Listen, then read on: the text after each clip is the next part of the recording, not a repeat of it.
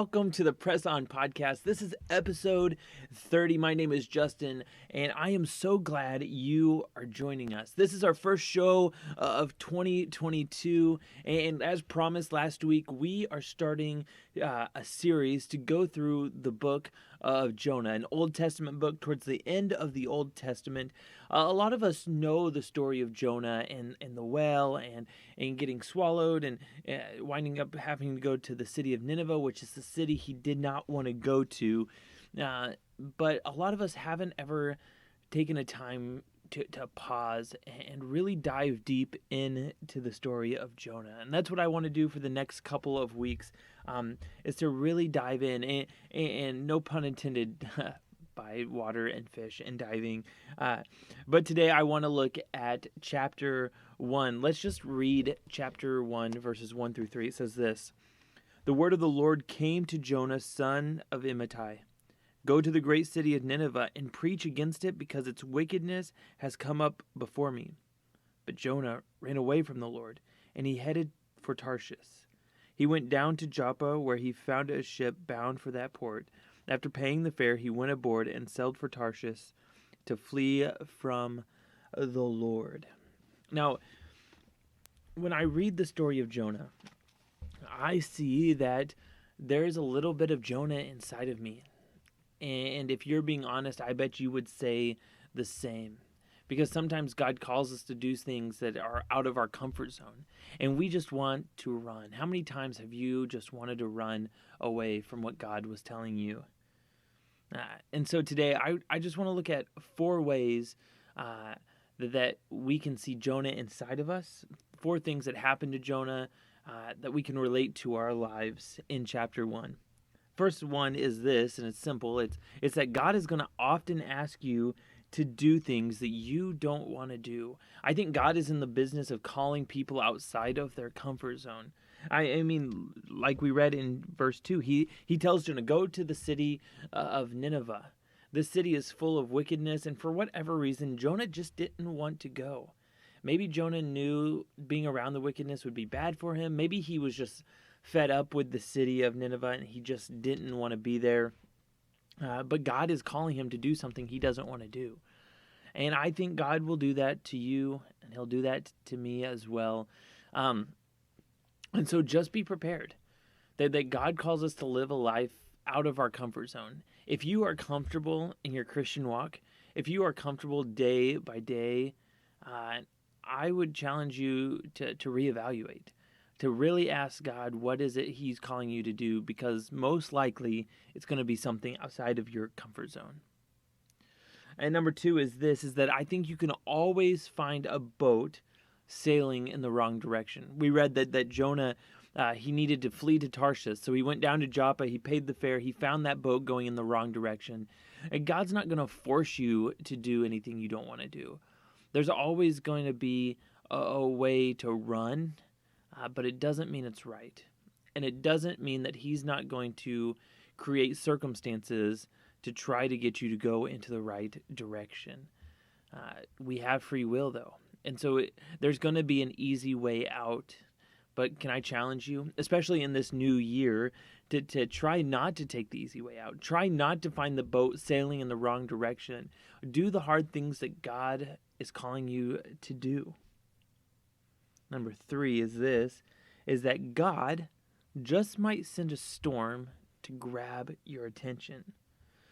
After Jonah gets on the boat, we read this: "Then the Lord sends a great wind on the sea, and such a violent storm arose that the ship threatened to break up." Moving down to verse 8, it says that the members of the boat, they asked Jonah, "Tell us, who's responsible for making all this trouble for us? What kind of work do you do? Where do you come from? And what is your country? From what people are you?" Jonah answered, "I am a Hebrew. I worship the Lord, the God of heaven, who made the sea and the dry land." This terrified them, and they asked, "What have you done?" They knew he was running away from the Lord because he had already told them so.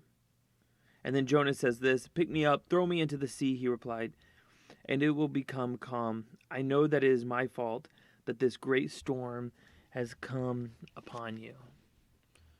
Have you ever been in a situation you know you shouldn't have been in? and everything came crashing down around you. Sometimes God sends a storm to grab your attention. And no, it's not anything we wanted. It's not easy,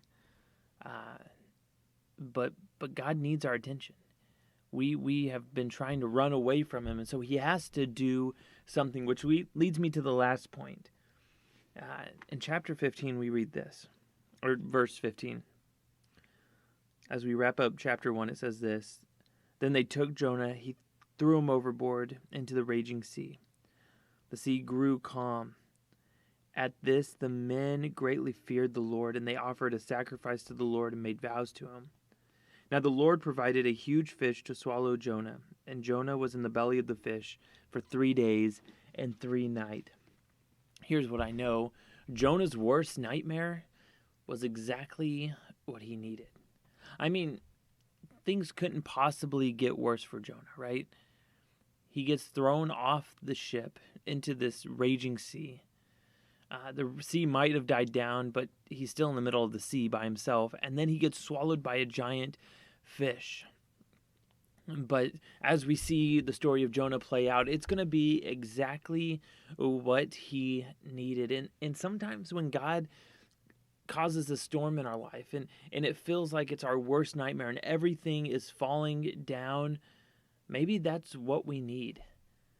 Because God is trying to draw us back closer to him, because he has a purpose for each one of us. And when we spend our time trying to run away from that purpose, he's going to do what he can to bring us back. We each have a little bit of Jonah inside of us. And I think you're going to see that more and more as those next couple weeks play out and we uncover this story of Jonah. But for today, for this moment, can I encourage you? Whatever it is that God is calling you to that just seems so difficult, so hard. Maybe he's calling you to go to another country to serve him. Maybe he's calling you to a life of full-time ministry. Maybe he's calling you to forgive and restore a relationship that's been broken. Maybe he's calling you to step outside of your comfort zone. And maybe you've been running away from his calling for a while now. And maybe there's a storm in life and you just don't understand. And you don't understand how God could be working in all of that. Know that sometimes our worst nightmare is exactly what we need to be drawn back closer to our Heavenly Father. So as you experience those tough times, those raging seas, we want to encourage you to do the one thing we encourage you to do each and every week, and that is to press on. Press on like Jonah did. No, not at first. He ran. But eventually you're going to see him fall into the will of God. And that's what makes him one of the great heroes of our faith. Hey, I can't wait to see you next week as we continue the story of Jonah. Until then, adios.